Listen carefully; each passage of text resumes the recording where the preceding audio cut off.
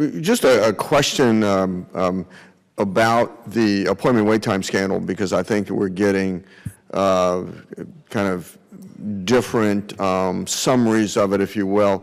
And so wasn't the, you said that it wasn't about cash bonuses, but you didn't put a date on that.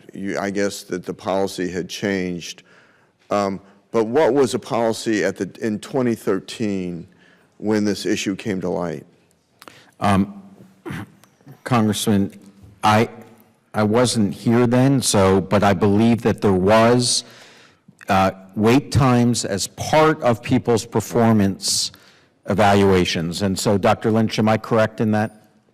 Yes. So there was a potential of a financial bonus if people hit certain criteria. Sure. Today, that doesn't exist. There is nobody. So people were allowed to retire who were under investigation, who were complicit in manipulating appointment wait times. Is that correct? I think. I think I said the investigation didn't conclude. Before the investigation was able to conclude, they retired from federal service. So, but this involves fraud, and fraud is a criminal issue. How many criminal referrals occurred of people who were involved in this scandal?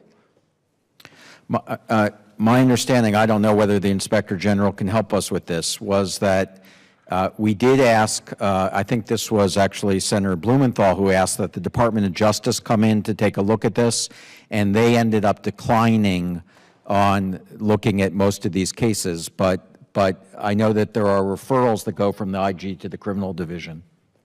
Could someone comment on that? There are referrals, and I know in every case where we suspect something, we will make that referral. I can tell you, and this is not my area of expertise, but I think a lot of the money that you're referring to, the bonuses, while inappropriate, is not necessarily a high dollar amount, and there's not a lot of attraction. So fraud is okay if it's a low dollar amount? Is that what we're saying here today? Not for me, but I'm just saying. Really? The Department of Justice, I think there's not a lot of traction if it's a small dollar. That's disappointing under this administration that would occur. Let me state what is current law, and that is, if somebody commits fraud but is awarded a bonus, there is no clawback provision in current law. Is that not correct? Who can answer that?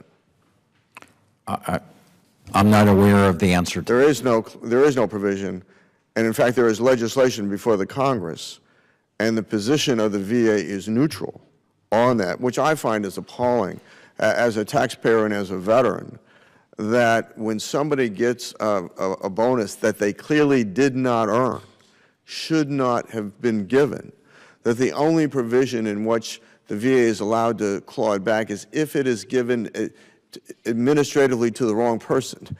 But if it's given to the person that is the subject matter of the bonus, even if they didn't earn it, there is no provision for clawback. That law needs to change, and the Secretary needs to take a position affirmative for that legislation and not simply sit on the sidelines. This is about cleaning up the VA. And the Secretary was giving a speech in Denver last weekend, well, I think it's 2 weekends ago, that I was at, where he said that the fundamental problem in terms of the appointment wait time scandal was a lack of training of VA personnel. Is that correct? Was it due to a lack of training? I think what the Secretary most likely meant was that our system was complex and we weren't spending enough time training. But I don't think he would say that was the only factor. There were many factors involved in this. It really had nothing to do with a lack of training. It had everything to do with people that were fairly skilled at manipulating the system, because what in fact they did was to make the numbers look smaller to get these cash awards, is that they pushed veterans out on these secret waiting lists who did not get health care. And in fact, there were veterans who died on those secret waiting lists. And, you know, I don't know how we ever clean up problems in the VA if we really don't acknowledge their existence. And I really don't believe that the leadership of the VA has acknowledged the depth of the problems that exist here, and that's why they will never be cleaned up under current leadership. I yield back, Mr.